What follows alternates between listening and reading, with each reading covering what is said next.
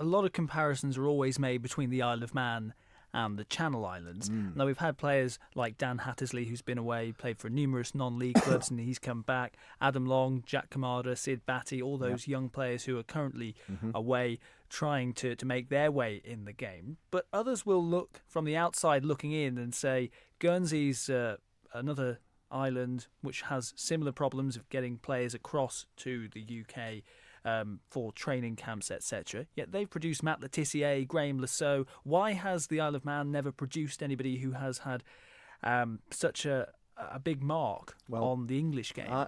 Me and Tony are sort of, I wouldn't say we're at loggerheads over this, but I've got a very strong opinion and vision of where I think Manx football should be going, and Tony's not knocking it out of the park by any stretch, but he's probably done a little bit more research than I have done.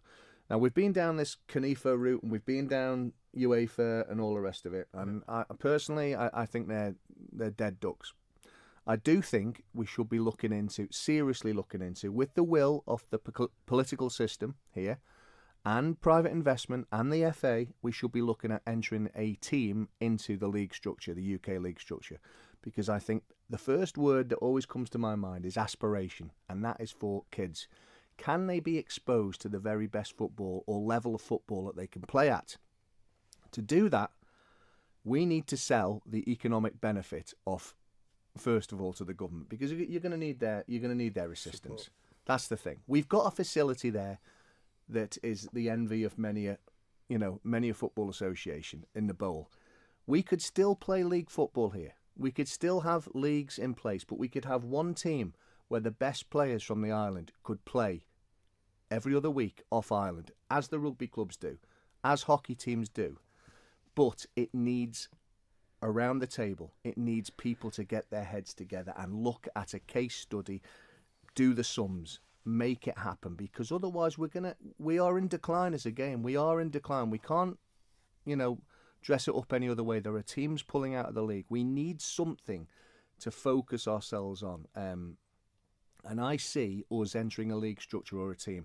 Now, there might be a bit of head scratching or people shaking their heads, particularly people like Corinthians, St George's, Peel, because if that happened, they'd probably lose their best players because they'd be going to play for this club.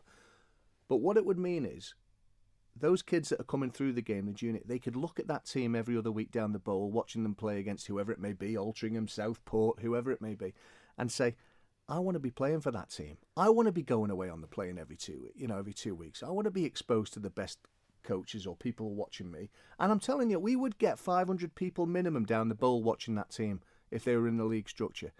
And it's got to be sold to the government and private investors that it's the future for us to do that. I'm absolutely convinced that is the way to do it. But we need people to get round the table and talk about it as a starting point.